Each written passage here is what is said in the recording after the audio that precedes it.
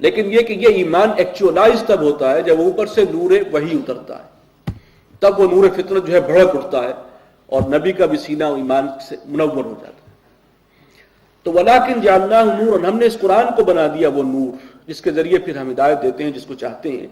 وَإِنَّكَ لَتَهْدِي إِلَىٰ صِرَاطٍ مُسْتَقِيمٍ، اور اے نبی اب آپ ہدایت دیتے ہیں لوگوں کو سیدھے راستے کی، ابھی آپ اس فریضے پر مامور ہیں۔ صراط اللہ الذی لہ ما فی السماوات و ما فی الارض، اور یہ راستہ ہے اس اللہ کا کہ جس کی ملکیت ہے جو کچھ کے آسمانوں میں ہے اور جو کچھ زمین میں ہے، وہ سب اس کا ہے، اس کی ملکیت ہے، وہ ان سب چیزوں کا مالک ہے۔ الا الی اللہ تصیر الامور، اور جان لو کہ اللہ ہی کی طرف پہنچیں گے تمام معاملات، بالآخر اسی کی طرف لوٹ جائیں گے۔ اس کے بعد ہے سورہ الزخرف۔ بسم اللہ الرحمن الرحیم۔ حامیم والکتاب المبین۔ حامیم یہ کتاب ہے ایک واضح اور روشن، قسم ہے ایک واضح اور روشن کتاب کی۔ انا جعلناہ قرآنا عربیا، ہم نے اس قرآن کو بنایا ہے قرآن عربی، لعلکم تعقلون، تاکہ تم لوگ اس کو سمجھ سکو۔ اس کو عربی قرآن بنایا بھی اللہ نہیں ہے، اس لیے کہ جس قوم کی طرف یہ جا رہا تھا وہ عربی زبان بولتے سمجھتے تھے، لعلکم تعقلون، تاکہ تم اسے سمجھ سکو۔ وَإِنَّهُ فِي أُمِّ الْكِتَابِ، اور بے شک جو قرآن ہے وہ ہمارے پاس ہے ام الکتاب، لوح محفوظ میں، لدینا لعلی حکیم، ہمارے پاس ہے اور وہ بہت اونچا عظمت والا ہے اور بہت حکمت بھرا ہے۔ أَفَنَضْرِبُ عَنْكُمُ الذِّكْرَ صَفْحًا، اب یہاں خطاب جو ہے وہ مشرکین عرب سے ہے کہ کیا ہم تمہاری تذکیر سے اس لیے اعراض کر لیں، صرف نظر کر لیں، ان کنتم قوم مسرفین، کہ تم حد سے گزرنے والے لوگ ہو، یعنی ہم یہ سلسلہ بند کر دیں وحی کا، تمہیں نصیحت کرنے کا، تم حد سے بڑے ہوئے ہو، کیا اس وجہ سے ہم بند کر لیں؟ وَكَمْ أَرْسَلْنَا مِن نَبِيٍّ فِي الْأَوَّلِينَ، اور اس سے پہلے بھی کتنے ہی نبی جو ہیں وہ ہم نے بھیجے ہیں پہلوں میں، پچھلی اقوام میں۔ وَمَا يَأْتِيهِم مِّن نَبِيٍّ إِلَّا كَانُوا بِهِ يَسْتَهْزِئُونَ، اور نہیں آیا کسی بھی قوم کے پاس کوئی نبی مگر یہ کہ ان لوگوں نے اس کا مذاق اڑایا ہے، استہزاء کیا ہے، ٹھٹھا کیا ہے۔ فَأَهْلَكْنَا أَشَدَّ مِنْهُمْ بَطْشًا، تو پھر ہم نے ان لوگوں کو جو ان سے زیادہ، جو مشرکین عرب سے زیادہ زوردار تھے، ہم نے انہیں ہلاک کیا۔ وَمَضَىٰ مَثَلُ الْأَوَّلِينَ، اور اگلوں کی مثالیں گزر چکی ہیں سابقہ امتوں کی۔ وَلَئِن سَأَلْتَهُم مَّنْ خَلَقَ السَّمَاوَاتِ وَالْأَرْضَ، اور اے نبی اگر آپ ان سے سوال کریں کہ کس نے پیدا کیا آسمانوں کو اور زمین کو، لَيَقُولُنَّ خَلَقَهُنَّ الْعَزِيزُ الْعَلِيمُ، تو وہ لازماً جواب دیں گے کہ پیدا تو کیا اسی ذات نے جو العزیز ہے، العلیم ہے، وہ اللہ جو سب پر غالب ہے، کل علم رکھنا والا ہے۔ الذی جعل لکم الارض مہدا، وہ کہ جس نے بنا دیا زمین کو تمہارے لیے فرش بچھونا، وجعل لکم فیہا سبلا، اور اس میں تمہارے لیے راستے رکھ دیے ہیں، یہ وادیاں ہیں جن سے تم گزر کے جاتے ہو، لعلکم تہتدون، تاکہ تم راستہ پاؤ، راہیاب ہو جاؤ، راستہ معلوم کر سکو۔ والذی نزل من السماء ماء بقدر، اور وہ ذات کہ جس نے آسمان سے بلندی سے پانی نازل فرمایا ایک اندازے کے مطابق، حساب کتاب سے اتارتا ہے وہ۔ فانشرنا به بلدۃ میتا، اور پھر ہم زندہ کر دیتے ہیں، اٹھا کھڑا کر دیتے ہیں اس کے ذریعے سے مردہ زمین کو۔ یہ بات پہلے بھی آ چکی ہے، بارش کے ذریعے سے زمین میں ایک نئی زندگی آ جاتی ہے، سبزہ ہے، ہریالی ہے۔ کذالک تخرجون، اسی طرح تم بھی نکال کھڑے کیے جاؤ گے۔ اللہ کی طرف سے ایک آواز آئے گی آسمان سے، اور زمین میں جو کچھ ہے، جو بھی اجزاء ہمارے تحلیل ہوئے ہیں، وہ سب کے سب جمع ہو کر اور انسان باہر قبروں سے باہر نکل آئے گا۔ والذی خلق الازواج کلھا، اور وہ ذات کہ جس نے گوناگوں قسم کی چیزیں پیدا کی ہیں، وجعل لکم من الفلک والانعام ما ترکبون، اور تمہارے لیے اس نے بنائی ہیں یہ کشتیاں، یہ بادبانی جہاز اور یہ چوپائے جن پر تم سواری کرتے ہو۔ لتستووا علی ظہورہ، یہاں ایک چیز نوٹ کیجئے کہ اللہ تعالیٰ نے فرمایا کہ مویشی تو اللہ نے پیدا کی ہیں، یہ جو کشتیاں ہیں یہ بھی اللہ نے بنائی ہیں تمہارے لیے۔ اس پہ شاید ہمیں خلجان ہو کہ یہ تو انسان نے اپنے ہاتھ سے بنائی ہے، تو یہ صلاحیت اور یہ علم کس نے دیا انسان کو؟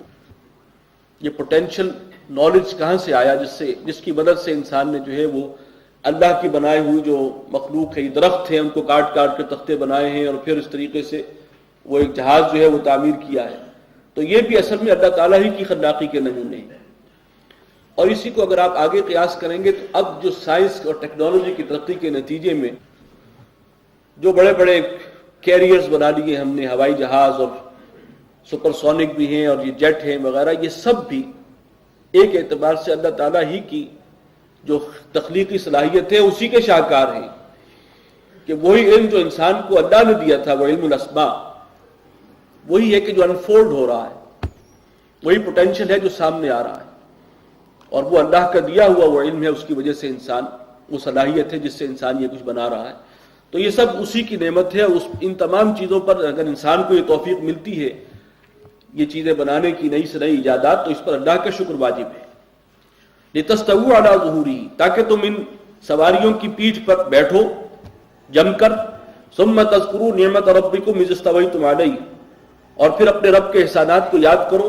إِذِ اسْتَوَيْتُمْ عَلَيْهِ، جب تم ان پر سوار ہو جاؤ. وَتَقُولُوا سُبْحَانَ الَّذِي سَخَّرَ لَنَا هَٰذَا، اور پھر تم یہ کہو، یہ ہے سواری کی دعا جو آگے آ رہی ہے. سبحان الذی سخر لنا ھذا، پاک ہے وہ اللہ جس نے اس سواری کو ہمارے تابع کر دیا، ہماری خدمت میں لگا دیا، ہمارے لیے مسخر کر دیا. اب وہ کوئی بھی سواری ہو. وما كنا له مقرنین، اور ہم اپنے بل پر اس قابل نہیں تھے کہ اس پر قابو یافتہ ہوتے. یہ اللہ کی عطا کردہ صلاحیت ہے، اسی نے ہمیں توفیق دی، اسی کے فضل سے ممکن ہوا. وَإِنَّا إِلَىٰ رَبِّنَا لَمُنقَلِبُونَ، اور اسی دعا کا یہ حصہ بھی ہے کہ اور ہمیں بالآخر اپنے رب ہی کی طرف پھر جانا ہے، لوٹ کر جانا ہے. اس وقت تو ہم ایک سفر کر رہے ہیں، جس سواری پر بھی بیٹھے ہیں، اس زمانے میں اگر وہ اونٹ ہیں اور گھوڑے ہیں یا جو سمندری جہاز ہیں ان کو بھی یہاں پر شامل کیا گیا، تو اس وقت بھی ہم کسی کار میں بیٹھے، کسی ٹرین میں بیٹھے، جو بھی ہے، لیکن اس وقت یہ بھی یاد رہے کہ بالآخر یہ ہمارا سفر جو ہے الٹیمیٹلی وہاں جانا ہے، وہ آخرت کا سفر، وہ اس وقت ذہن میں رہنا چاہیے کہ وَإِنَّا إِلَىٰ رَبِّنَا لَمُنقَلِبُونَ، بالآخر ہمیں اپنے رب ہی کی طرف لوٹ کر جانا ہے. وَجَعَلُوا لَهُ مِنْ عِبَادِهِ جُزْءًا، اور ان لوگوں نے اللہ کے بندوں میں اس کا ایک جز ٹھہرا لیا ہے، اللہ ہی کے بندوں میں سے اس کا ایک جز ٹھہرا لیا، یعنی کسی کو اللہ کا بیٹا یا بیٹی بنا دیا. إِنَّ الْإِنسَانَ لَكَفُورٌ مُبِينٌ، بے شک انسان صریح ناشکرا ہے، انتہائی ناشکرا. ام اتخذ مما یخلق بنات، تو کیا اس نے اپنی مخلوقات میں سے خود تو اختیار کر لیا بیٹیوں کو. واصفاکم بالبنین، اور تمہیں چن کر دے دیے بیٹے. یہ چونکہ مشرکین عرب کا خاص معاملہ تھا تو انہیں جھجوڑا جا رہا ہے، ذرا سوچو غور کرو. وَإِذَا بُشِّرَ أَحَدُهُم بِمَا ضَرَبَ لِلرَّحْمَنِ مَثَلًا، اور جب ان میں سے کسی ایک کو خوشخبری سنائی جاتی ہے اس کی کہ جس کو وہ رحمان کے نام کے ساتھ لگاتے ہیں، جس کو منسوب کرتے ہیں رحمان کی طرف، یعنی رحمان کی بیٹیاں ہیں، تو ان میں سے بھی کسی کو بیٹی کی جب بشارت ملتی ہے، ظل وجهه مسودا وهو كظيم، تو اس کا چہرہ جو ہے وہ سیاہ پڑ جاتا ہے مایوسی اور رنج سے، اور وہ اندر ہی اندر گھٹا گھٹا رہتا ہے. او من ينشأ في الحلیة وهو في الخصام غیر مبین، کیا وہ پیدا ہوئی ہے وہ کہ جو زیورات میں نشو و نما پاتی ہے، یعنی مرد کا کام ہے، مرد تو مرد میدان ہوتا ہے، گھڑ سواری ہے، نیزہ بازی ہے. یہ بیٹی جو گھر میں زیورات اور ان سے جس کا تعلق ہے، شغل، اس کا مشغولیت اور دلچسپی جو ہے وہ اس حد تک ہے. وَهُوَ فِي الْخِصَامِ غَيْرُ مُبِينٍ، اور جو قوت بیانیہ بھی نہ رکھتی ہو، مباحثے میں بھی غیر واضح ہو، غیر فصیح ہو. یہاں پر یہ دو چیزیں آئی ہیں. ایک بات تو سمجھ میں آتی ہے کہ جو بیٹی ہے، بچیاں ہیں، وہ شروع سے ہی یہ زیب و زینت اور یہ زیورات، ان سے ان کی ایک دلچسپی ہوتی ہے، فطری دلچسپی ہوتی ہے، طبعاً ان کا حصہ ہے مزاج کا. دوسرا فرمایا کہ جھگڑے میں بھی وہ کوئی بات واضح نہ کر سکیں، یعنی قوت استدلال کی کمی ہے. کہیں آرگومنٹ دینا ہو تو وہ پورے طور پر اس پر قادر نہیں ہے، مرد کے مقابلے میں کم ہے. مرد جس طریقے سے ایک بات کو ایک ترتیب سے بیان کر سکتا ہے اور ایک استدلال کے ساتھ، بالعموم عورت جو ہے اس میں یہ صلاحیت کم ہے. یہ الفاظ جو ہیں اس کی طرف اشارہ کر رہے ہیں. وَجَعَلُوا الْمَلَائِكَةَ الَّذِينَ